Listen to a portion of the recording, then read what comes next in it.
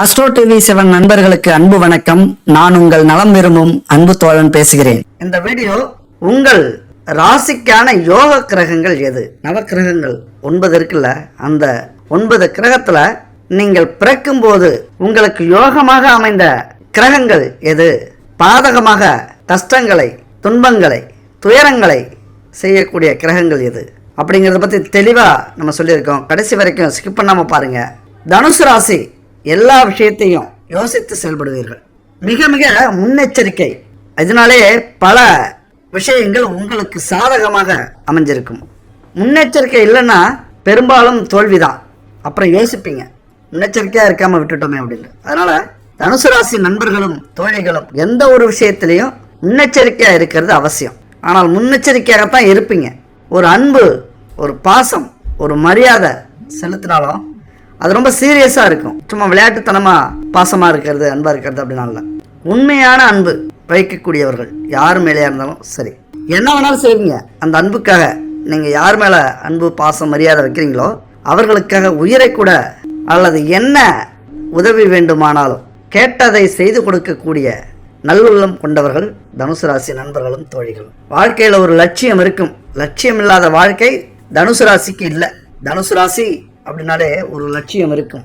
அதை அடையறதுக்கு படாத பாடுபடுவீங்க. ஈஸியாக கிடைச்சிடாது அப்படிங்கிறது உங்களுக்கு தெரியும்.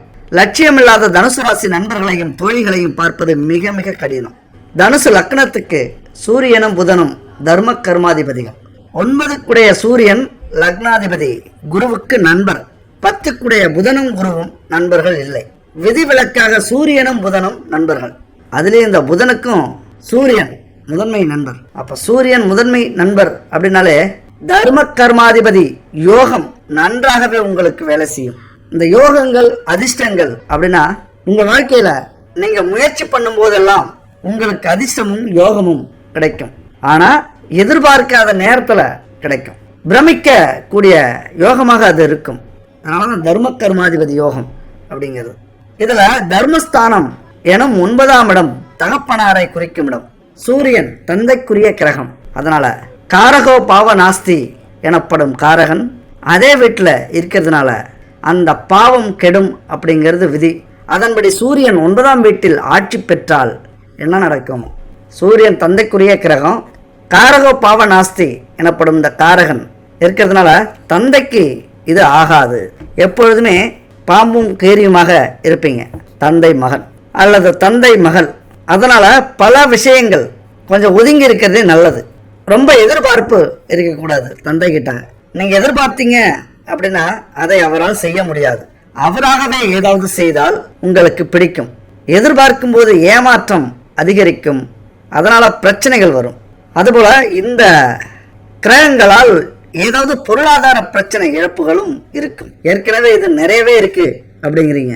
கடன் பிரச்சனை, குடும்ப பிரச்சனை, வேலையில பிரச்சனை, தொழில் பிரச்சனை, இப்படி பிரச்சனைகள் இருந்தாலும் பொருளாதார பிரச்சனை அப்படிங்கிறது பெரிய அளவில் இழப்புகளை ஏற்படுத்தக்கூடிய அமைப்பு. அது 40 வயசுக்குள்ளார அந்த இழப்பை நீங்க சந்திப்பீங்க.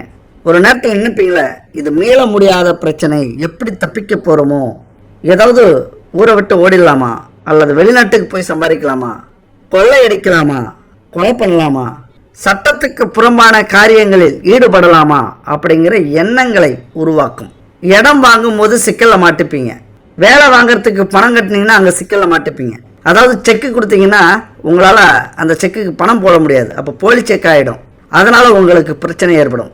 அதனால மன வாழ்க்கை கசப்பு ஏற்படும் அளவுக்கு இருக்கும். பிற பெண்களுடனான தொடர்பு காரணமாக குடும்பத்தில் பிரச்சனைகள், பிரிவுகள், சண்டை, சச்சரவு, வம்பு, வழக்குகள் வந்து சேரும். கூட்டு தொழில் ஆகவே ஆகாது. அதுபோல திருமணத்திற்கு முன் ஒரு காதல், திருமணத்துக்கு அப்புறம் வேற காதல் உங்களுக்கு இருக்கக்கூடிய அமைப்பு. அதனால வேலை செய்யற இடத்துல பெண்கள் இருக்கக்கூடாது, ஆண்கள் இருக்கக்கூடாது. அப்படியே இருந்தாலும் அவர்களுடன் பழக்கம் வைத்துக் கொள்ளக்கூடாது. அதுபோல நீங்கள் தொழில் செய்து கொண்டிருந்தால் பெண்களை வேலைக்கு வச்சுக்காதீங்க, ஆண்களை வேலைக்கு வச்சுக்காதீங்க. அதாவது ஆணாக தொழில் புரிந்தீர்கள் அப்படின்னா பெண்களையும், பெண்ணாக தொழில் புரிந்தீர்கள் அப்படின்னா ஆண்களையும் வேலைக்கு வைத்துக் கொள்ளாதீர்கள். அது உங்களுக்கு பெரிய நஷ்டத்தை, பிரச்சனையை, வம்பு, வழக்குகளை கொண்டு வந்து சேர்க்கும். அதனாலதான் அந்த காரகோ பாவ நாஸ்தி அப்படிங்கிற அந்த காரகன் இவ்வளவு வேலைகளையும் பாவங்களையும் செய்ய வைப்பார். இந்த விஷயம்லாம் ஏற்கனவே உங்க வாழ்க்கையில நடந்திருக்கிறதுக்கும் வாய்ப்பு இருக்கு இல்லையா? கொஞ்சம் எச்சரிக்கையா இருங்க, நடக்கக்கூடிய வாய்ப்பும் இருக்கிறது. அடுத்தது நம்ம யோகமான கிரகங்கள். இப்ப எந்தெந்த கிரகங்களினால் உங்களுடைய வாழ்க்கை முறை எவ்வளவு கஷ்டத்துல இருக்கு அப்படிங்கறத பத்தி பார்த்தோம். உங்களுடைய பிரச்சனையை சொன்னா அதை சொல்லிக்கிட்டே இருக்கலாம் அந்த வீடியோ ஃபுல்லா, இன்னும் 2 நாளைக்கு பேசலாம். பிரச்சனைகள் இருக்கு, ஆனால் அதற்கான தீர்வுகள் என்ன? வாழ்க்கையில எப்பொழுதுமே சந்தோஷமா, மிகப்பெரிய கோடீஸ்வரனா, மகிழ்ச்சியா, நிம்மதியா வாழணும் அப்படிங்கிறது எல்லாருக்குமே ஆசை. எவ்வளவுதான் ஆசையா இருந்தாலும் இந்த விஷயத்தை மட்டும் நம்ம புரிஞ்சுக்கணும். ஏன் பல பேர் ஆசைப்படுறோம், ஆனா நடக்க மாட்டாங்குது. ஆனா சில பேருக்கு நடக்குதே. அதற்கு முன்வினை பலன்கள் தான் சாதகமா இருக்கணும். முன்வினை பலன்கள் அப்படிங்கும்போது நம்முடைய முற்பிறவியிலோ முன்னோர்களோ நல்ல வாழ்க்கை வாழ்ந்திருக்கும் போது, நாம நல்ல வாழ்க்கை, நேர்மையான வாழ்க்கை, தானங்கள் செய்து வாழ்ந்திருக்கும் போது இந்த பிறவியில சுகபோக வாழ்க்கையை நம்மளால அனுபவிக்க முடியும். பரம ஏழையாக கஷ்டங்களோடு, துரோகங்களோடு, கடன் பிரச்சனைகளோடு, குடும்ப பிரச்சனைகளோடு, பிரிவுகளோடு நம்ம வாழ்ந்துகிட்டு இருக்கோம் அப்படின்னா எங்கேயோ நம்ம தப்பு செஞ்சிருக்கோம். நம்முடைய முன்னோர்கள் ஏதோ தவறு செய்திருக்கிறார்கள். நம்முடைய முன்வினை பலன்கள் இல்லாம இந்த வாழ்க்கையில சந்தோஷமா வாழவே முடியாது. அந்த கடனை தீர்க்காம இங்க நம்ம சந்தோஷமா கடன் இல்லாம வாழ முடியாது. கடன்பட்டார் நெஞ்சம் போல் கலங்கினான் இலங்கை வேந்தன் அப்படிங்கிற சொல்லுக்கு ஏற்பது மாதிரி அந்த முன்ஜென்ம கடன்கள், நம்ம செய்த பாவ வினைகளுக்கேற்ற அந்த கடன்களை நம்ம அடைக்கலன்னா இந்த ஜென்மத்துல நம்ம நிம்மதியா வாழ முடியாது. இதுதான் காரணம். அதுக்கேற்றது போல நம்ம பிறக்கிற வேலையில எப்படி, நம்முடைய முற்பிறவியில எப்படி வாழ்க்கை வாழ்ந்தோமோ அதனாலதான் இந்த பிறவியில நம்ம நேர்மையா வாழ்வோம், அடுத்தவன் வயிற்றுல அடிக்க வேண்டாம், தானம் செய்வோம் அப்படின்னு நம்ம தலையில அடிச்சுக்கிறது சொல்லி சொல்லி நம்முடைய முற்பிறவி பலனுக்கு ஏற்றது மாதிரி நாம பிறக்கிற வேலையில கிரக நிலைகள் அமையும். உங்களை கோடீஸ்வரனா வாழ வைக்கணுமா, பிறக்க வைக்கணுமா, அல்லது பிரச்சனைகளுக்கு இடையில் ஏழ்மையான குடும்பத்துல பிறக்க வச்சு கஷ்டங்களை, நோய்களை, துன்பங்களை, துரோகங்களை கொடுக்கணுமா அப்படிங்கிறது நம்முடைய முற்பிறவிக்கு ஏற்றது மாதிரி நாம பிறக்கிற நேரத்துல கிரக நிலைகள் உருவாகும். அப்போ உங்கள் ராசிக்கு அதிர்ஷ்ட யோகம் தர்ற கிரகங்கள் இந்த இடம் தான் மிக முக்கியமானது. என்னதான் நமக்கு கெட்ட கிரகங்கள் வேலை செஞ்சாலும் நமக்குன்னு அதிர்ஷ்ட கிரகங்கள் இருக்கும். என்னதான் கெட்டவனா இருந்தாலும் அவனுக்குள்ளாரையும் ஒரு நல்ல விஷயம் இருக்கும். என்னதான் நல்லவர்களாக இருந்தாலும் அவர்களுக்குள்ளாரையும் ஒரு கெட்ட விஷயம் இருக்கும். இது உலக நியதி, யாராலும் மாற்ற முடியாது. யாராவது இல்லைன்னு சொல்லுவீங்களா? அதுபோல எவ்வளவு பெரிய கெட்ட கிரகங்கள், கெட்ட விஷயங்கள் நம்ம வாழ்க்கையில இருந்தாலும், கிரகங்கள் அமைந்தாலும் நமக்குன்னு 4 நல்லவங்க இல்லாமலா போயிடுவாங்க. அதுபோல நம்ம ராசிக்கு அதிர்ஷ்ட யோகம் தரக்கூடிய கிரகங்கள் எது?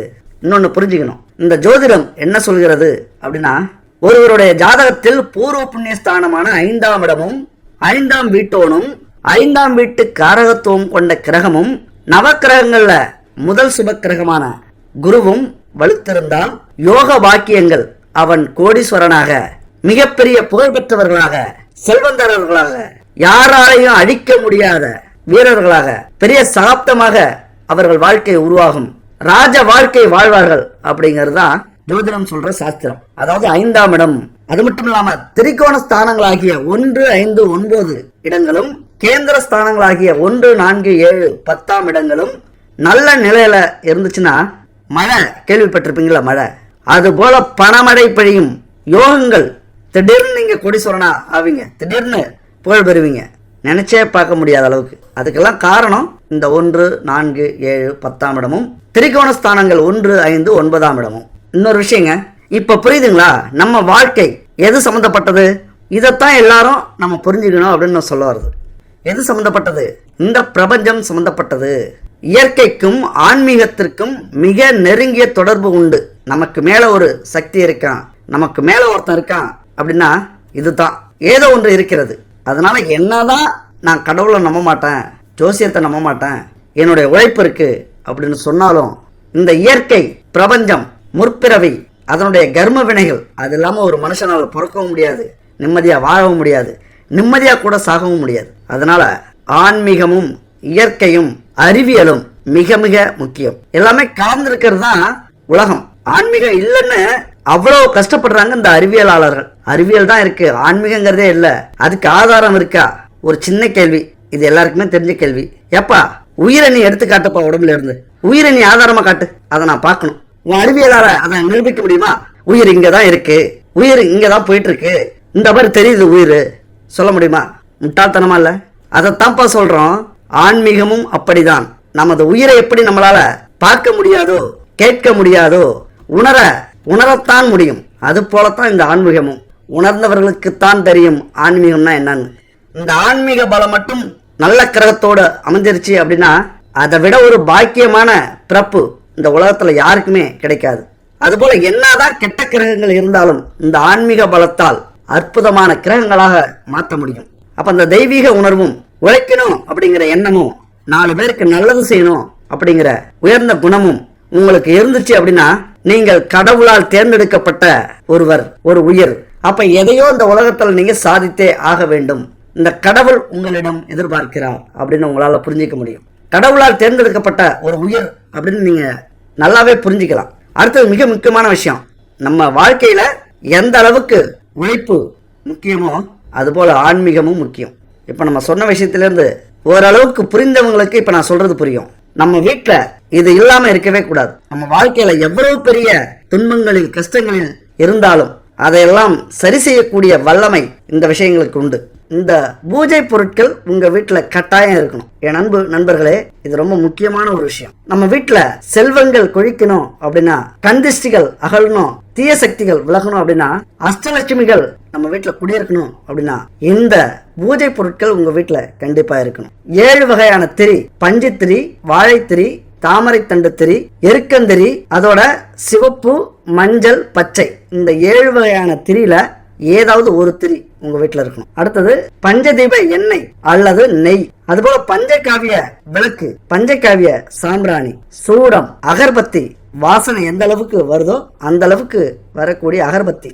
அடுத்தது பணத்தை ஈர்த்து கொடுக்கக்கூடிய சக்தி கொண்ட பச்சை கற்பூரம், அதுபோல பாவ புண்ணியங்களை சேர்த்து கொடுக்கக்கூடிய பச்சரிசி கோலமாவு. இந்த பூஜை பொருட்கள் முடிந்த அளவு உங்க வீட்டுல நீங்க வச்சுக்கணும், எப்போதுமே வச்சிருக்கணும். ஒரு போட்டா இல்லைன்னா கூட பரவாயில்ல, அந்த லட்சுமி விளக்கு போதும். லட்சுமி விளக்கு மிக மிக கட்டாயம். போட்டா இல்லைன்னா விளக்குல பஞ்சதீப எண்ணெயை ஊத்தி ஒரு திரிய வச்சு கொளுத்தி வச்சுட்டாலே அந்த தெய்வம் நம்ம வீட்டுல குடியிருக்கிறதா அர்த்தம். அதனால இந்த பூஜை பொருட்கள் உங்க வீட்டுல கண்டிப்பா இருக்கிற அளவுக்கு பாத்துக்குங்க. முடிஞ்ச வரைக்கும் தரமான, கலப்படம் இல்லாத பொருளா இருந்தா 100% பலன் உங்களுக்கு கிடைக்கும். அப்ப அந்த பொருள்லாம் ஒரே கடையில தரமானதா கிடைக்கிறதா அப்படின்னா கண்டிப்பா கிடைக்கிறது கஷ்டம். உங்களுக்கு தரமான பொருள் வேணும் அப்படின்னா இங்க ஸ்கிரீன்ல இருக்கிற நம்பருக்கு கான்டாக்ட் பண்ணுங்க.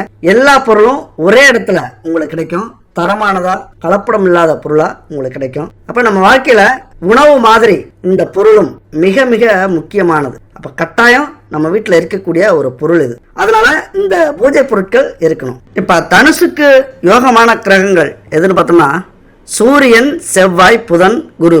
இவர்களால் தனுசு ராசி நண்பர்களுக்கும் தோழிகளுக்கும் யோகமான பலன்கள் உண்டாகும். அது மட்டும் இல்ல, சூரியன் புதன் சேர்க்கையும் செவ்வாய் குரு சேர்க்கையும், சூரியன் செவ்வாய் தொடர்பும் ரொம்ப ரொம்ப விசேஷமானது. என்ன விசேஷம் அப்படின்னா ராஜயோக பலன்களை அனுபவிக்க வைக்கும். அதாவது ரொம்ப கஷ்டப்பட்டுக்கிட்டு இருக்கீங்க, ரொம்ப எதிர்பார்ப்போட இருக்கீங்க, ரொம்ப ஏக்கத்தோட இருக்கீங்க, கனவுகள் அதிகமா காண்றீங்க, ஆனா அது நினைவாகவில்லை. இந்த வேலையில சேரணும், இந்த தொழில சேரணும், இந்த பொண்ணை கல்யாணம் பண்ணிக்கணும், இந்த பையனை கல்யாணம் பண்ணிக்கணும், இந்த தொழில் செய்யணும் அப்படின்னு பல விஷயங்களில் நீங்கள் ஆசை கொண்டிருந்தாலும் அது நடக்காம போவதற்கான வாய்ப்புகள் இருக்கும்போது இந்த கிரகங்கள் உங்களுக்கான வாய்ப்புகளை கொடுக்கும். இந்த ராஜயோக அமைப்பை இந்த கிரகங்கள் நினைத்தால் கொடுக்கும். அதற்கான முயற்சிகளை நீங்க எந்த அளவுக்கு பண்றீங்க, எந்தெந்த வழிகளில் யோசித்து அதற்கான முயற்சி பண்ணி விடாமுயற்சியோடு செயல்படுறீங்க அப்படிங்கிறத பொறுத்து இந்த ராஜயோக பலன்கள் உங்களுக்கு ஈஸியாக கிடைக்கும். எப்பொழுதுமே எவ்வளவு கடுமையான வேலை செய்தாலும் தொழில் செய்தாலும் கிடைக்காத பலன்கள் சும்மா முயற்சி பண்ணாலே கிடைக்கக்கூடிய அமைப்பு இந்த 4 கிரகங்களும் உங்களுக்கு கொடுக்கும். இந்த அமைப்பில் சூரியனின் சிம்ம ராசி புதனுக்கு அதிநட்பு ஸ்தானம். அதனால புதன் சிம்மத்துல இருக்கும்போது மிகவும் வலுவாக இருப்பார். வலுவாக இருந்தால் நினைத்த காரியங்கள் உங்களுக்கு வெற்றியாக முடியும். எந்த விஷயத்துக்காக போனாலும் அங்கே வெற்றி கிடைக்கும். உங்களுடைய தனித்திறமைகள் வெளிப்படும். உங்களுக்கு பிடிக்காதவங்களை கூட அவர்கள் முன்பு ஏதாவது உங்கள் திறமையை காட்டி உங்களை பிடிக்க வச்சிருவீங்க. அதுபோல 10ஆம் இடமான கன்னியில் சூரியனும் நல்ல பலன் பெற்று அமைகிறார். நல்ல பலன் பெற்று அமைகிறார் அப்படின்னா எதிரிகளே இருக்க மாட்டார்கள். அவர்களுக்கான பூஜைகள், பரிகாரங்கள், வழிபாடுகளை நீங்கள் செய்யும் போது எதிரிகளே உங்களுக்கு இருக்க மாட்டார்கள். அனைவரும் நண்பர்களாக மாறிவிடுவார்கள். அதனால சூரியனும் புதனும் பரிவர்த்தனை அடைந்து கிடைக்கும் தர்ம கர்மாதிபதி யோகம் தனுசுக்கு ரொம்ப பெருசா இருக்கும். ரொம்ப ரொம்ப பெருசா இருக்கும். நினைச்சே பார்க்க முடியாத மிகப்பெரிய வெற்றியை அடைவீர்கள். இந்த வாழ்க்கை ஒரு முறை தான் நம்ம வாழ்ந்து பார்த்துடணும் அப்படின்னு நீங்க நினைக்கும் போது கண்டிப்பா இது போல வெற்றிகள் உங்களுக்கு குவியும். அரசாங்கத்துடைய ஈடுபாடு அதிகரிக்கும். அரசாங்கத்துடைய அரசியலுடைய உதவி உங்களுக்கு கிடைக்கும். ஆனாலும் தந்தை வழி சொத்தை உங்களால் அனுபவிக்கவே முடியாது. நான் சொன்ன மாதிரி தந்தைக்கும் உங்களுக்கும் ஆகாது. அதுபோல பூர்வீக சொத்து கிடைக்கிறதுல கூட தாமதம், தடைகள் ஏற்படும், பல பிரச்சனைகள் ஏற்படும், வழக்கு இருக்கும். உங்களுடைய வீடோ தொழிலோ பூர்வீக இடத்துல இருக்காது. அதை விட்டு வெளியே வந்துடுவீங்க. அதே நேரத்தில் நீங்கள் எது செய்தாலும் உங்கள் வாழ்க்கையில் நீங்கள் எது செய்தாலும் தந்தைக்கு கெட்ட பெயர் வாங்கி கொடுக்கக்கூடிய செயலாக மாறிவிடும். ரொம்ப தர்மச்சங்கடமாக நீங்கள் யோசிப்பீங்க, இப்படி ஆயிடுச்சு, அவருக்கும் நமக்கும் செட் ஆகாது, ஆனாலும் இந்த நேரத்தில் போய் நம்ம தப்புனது மாதிரி ஆயிடுச்சு அப்படின்னு ஃபீல் பண்ணுற அளவுக்கு கெட்ட பெயரை வாங்கி கொடுக்கக்கூடிய சூழ்நிலை உருவாகும். அதுபோல் வண்டி வாகனம் சுகம் சொத்து இந்த விஷயத்தில் பூர்வீக இடத்துல நீங்கள் இருந்தீங்கன்னா திருப்தியே இருக்காது. தந்தை இடத்துல இருந்தாலும் சரி, பூர்வீக இடத்துல இருந்தாலும் உங்களுக்கு இந்த விஷயத்துல வெற்றி பெறுவது கஷ்டம், திருப்தி இருக்காது. 4ஆம் இடம் 6 ஓடை, அதனால தண்ணீர் கண்டம் உங்களுக்கு இருக்கும். ரொம்ப எச்சரிக்கையா இருங்க தண்ணீர் விஷயத்துல. வேலை செய்யற இடத்துல தண்ணி இருந்தாலும், பயணத்துல தண்ணி எங்கேயாவது பார்த்தாலும், ஆறு, ஓடை, ஏரிகள், குளங்கள், கடல் இது போன்ற இடங்களுக்கு போகும்போது ரொம்ப ரொம்ப எச்சரிக்கையா இருங்க. ஏன்னா 4ஆம் இடம் அப்படிங்கிறது நீரை குவிக்கக்கூடிய இடம்.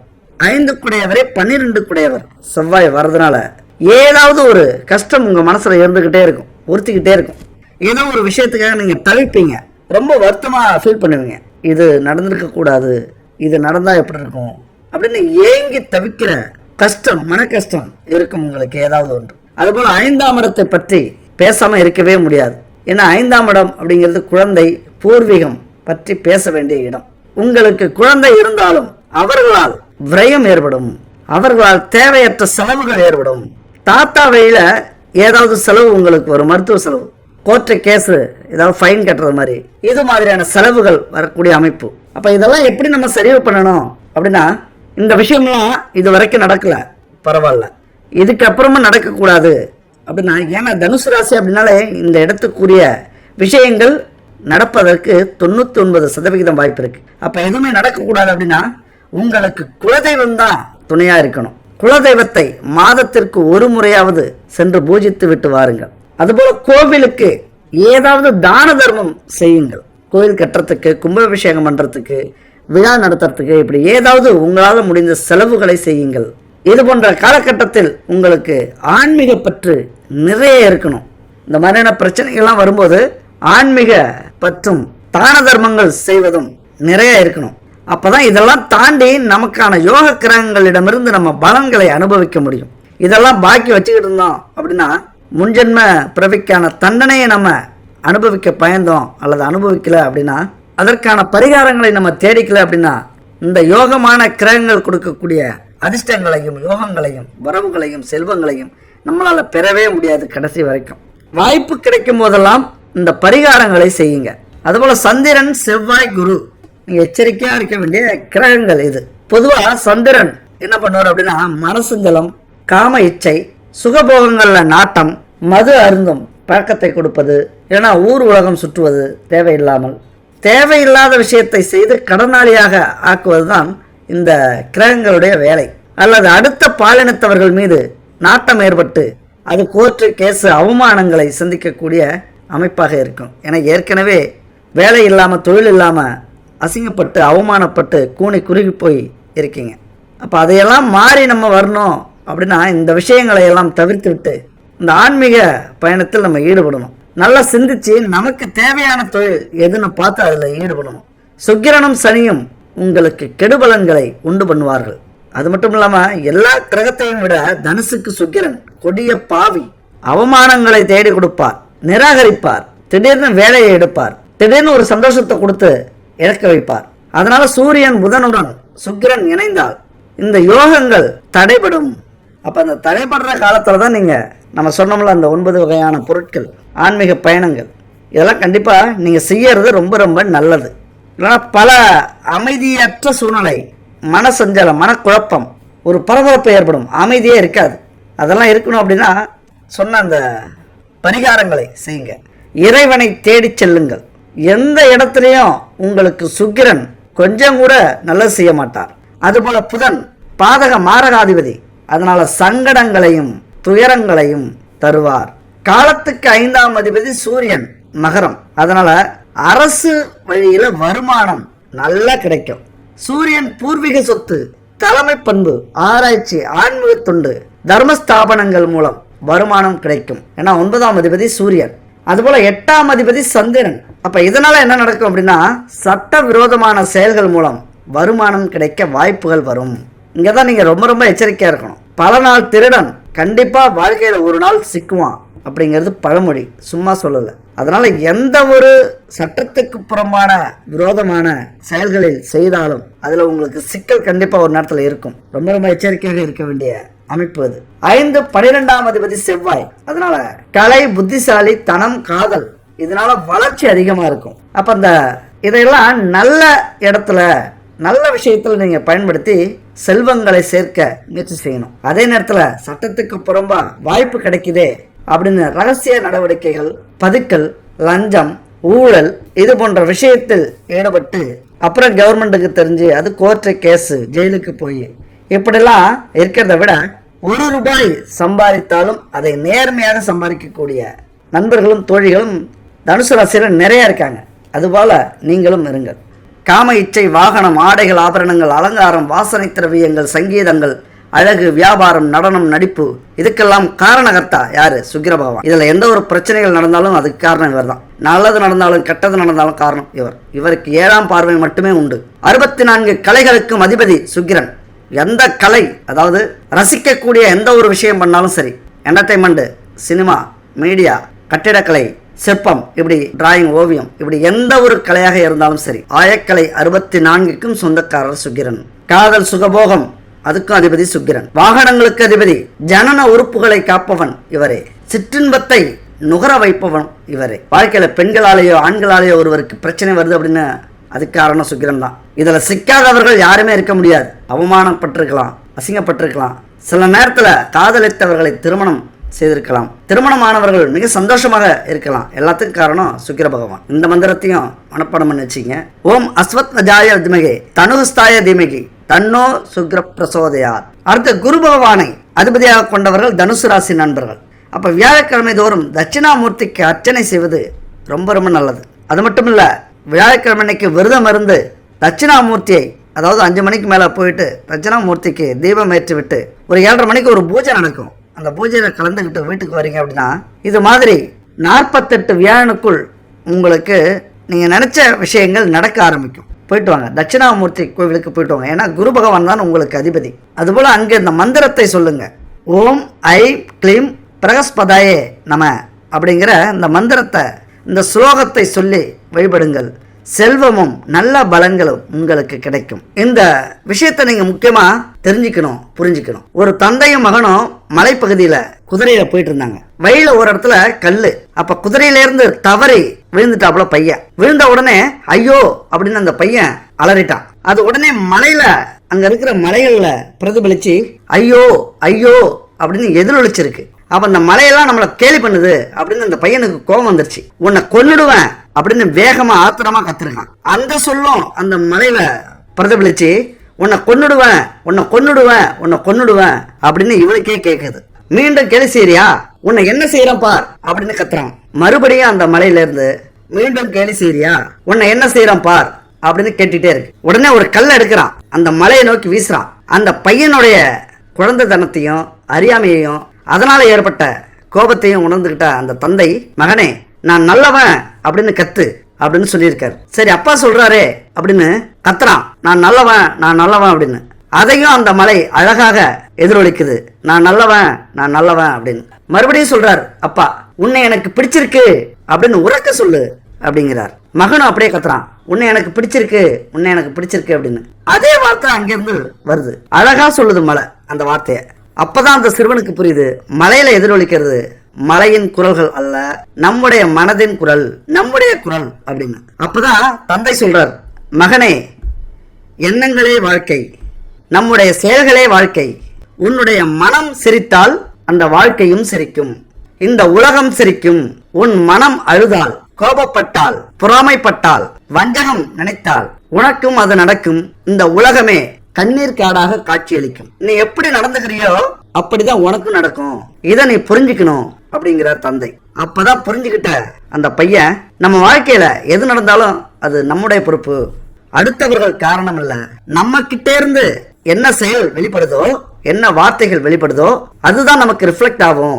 நல்லதாக இருந்தாலும் கெட்டதாக இருந்தாலும், நல்ல விஷயங்கள் பேசினாலும் கெட்ட விஷயங்கள் பேசினாலும் அதுதான் நமக்கு திரும்ப கிடைக்கும் அப்படிங்கிற ஒரு மாபெரும் உண்மையை அந்த சிறு வயது பையன் புரிந்து கொண்டான். இதைத்தான் என் அன்பு நண்பர்களே உங்களுக்கும் நம்ம சொல்ல வரோம். எதுவாக நம்ம வாழ்க்கையில வாழ்றோமோ அதுவாகத்தான் நம்ம வாழ்க்கையும் அமையும். அதனால வாழ்க்கையில என்னைக்குமே நேர்மையா, ஆன்மீக பயணத்தோடு, தைரியமா அடுத்தவர்களுக்கு உதவி செய்து நம்ம வாழ்க்கையை அமைச்சுக்கிட்டோம்னா அதை விட ஒரு அமைதியான சொர்க்கமான ஒரு வாழ்வு யாருக்குமே அமையாது. உங்க வாழ்க்கையில மிகப்பெரிய செல்வங்களையும், மிகப்பெரிய புகழையும், மிகப்பெரிய கோடிகளையும் உங்களால அடைய முடியும். அதனால என்னன்னா, நம்ம என்ன நினைக்கிறோமோ அதுவே நமக்கு கிடைக்கும். எண்ணங்களை நம்ம உயர்ந்து வச்சுக்கணும், உயர்வா வச்சுக்கணும். நிறைய சம்பாதிப்போம், வாழ்க்கையில நல்லா இருப்போம். அதுக்குதான் சொல்றது, யாருமே நெகட்டிவா யோசிக்காதீங்க, பாசிட்டிவா யோசிங்க, பெருசா ஆசைப்படுங்க, எண்ணங்களை உயர்ந்த எண்ணமா வச்சுக்கோங்க அப்படிங்கிறது. இதுக்குதான் பெரிய பெரிய ஞானிகள், சித்தர்கள் எல்லாம் சொல்லிக்கிட்டு இருக்கிறது இதைத்தான். வாழ்க்கையில எல்லாருக்குமே ஒரு விதமான போராட்டம், கஷ்டங்கள், துரோகங்கள், சவால்கள் இதெல்லாம் உண்டு. இது இல்லாம வாழ்க்கையை கடந்து போகவே முடியாது, வாழ்க்கையில ஜெயிக்கவே முடியாது. ஆனா எப்படிப்பட்ட சோதனை வந்தாலும் அதிலிருந்து மீண்டு நீங்க மேலே வரீங்க, ஜெயிச்சு வென்று வரீங்க, ஏழை குடும்பத்துல பிறந்து கோடீஸ்வரனாக மாறுறீங்க, எல்லா செல்வங்களையும் பெறுகிறீர்கள் அப்படின்னா எத்தனை தோல்விகள், தடைகள் வந்தாலும், எத்தனை போராட்டங்கள் வந்தாலும் அதிலிருந்து இன்னும் அதிகமான பலத்துடன் நீங்கள் மேலே மேலே முன்னேறிக்கொண்டே வாருங்கள். முன்னேறிக்கிட்டே இருக்கணும். என்னால முடியும், என்னால முடியும், என்னால முடியும். அப்படி முன்னேறிக்கிட்டே வரீங்க அப்படின்னா நீங்கள் கடவுளால் தேர்ந்தெடுக்கப்பட்ட தனித்துவமானவர். இந்த புகழையும் செல்வங்களையும் சொர்க்கத்தையும் இந்த பூமியிலேயே அனுபவிக்கக்கூடிய தகுதியானவர் நீங்கள், கடவுளால் தேர்ந்தெடுக்கப்பட்டவர் அப்படிங்கிறது இந்த உலகம் ஒரு நாள் சொல்லும், நீங்களும் ஒரு நாள் புரிஞ்சுப்பீங்க. அடுத்த ஒரு அற்புதமான வீடியோல சந்திப்போம். நன்றி, வணக்கம்.